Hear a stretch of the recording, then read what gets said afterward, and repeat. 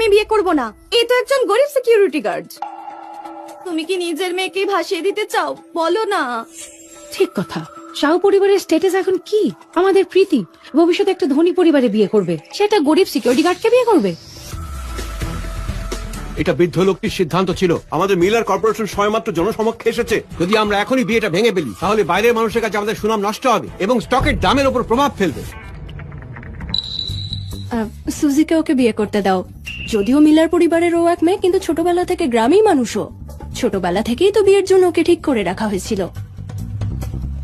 তোমাদের শহরের আপেলগুলো আমাদের গ্রামের মতো অত সুস্বাদু নয়। তাকে আমি বিয়ে করব। তবে আমার দুটো শর্ত আছে। কি শর্ত? দিদিমার জন্য 1 লক্ষ টাকা দিতে হবে। দ্বিতীয়, আমায় চিনিয়া হোটেলে কাজের ব্যবস্থা করে দিতে হবে। হোয়াট?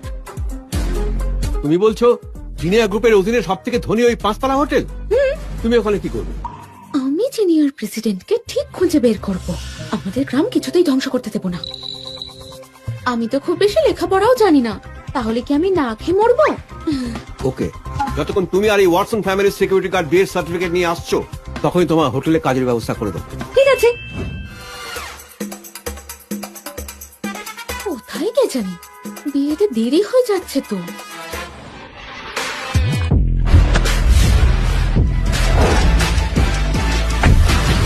মিস্টার ওয়াটসন, আপনি এরকম পোশাক পরে আছেন কেন?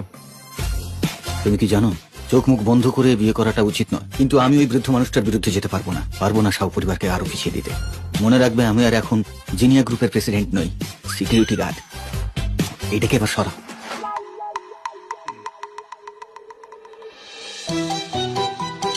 তুমি ড্যানি?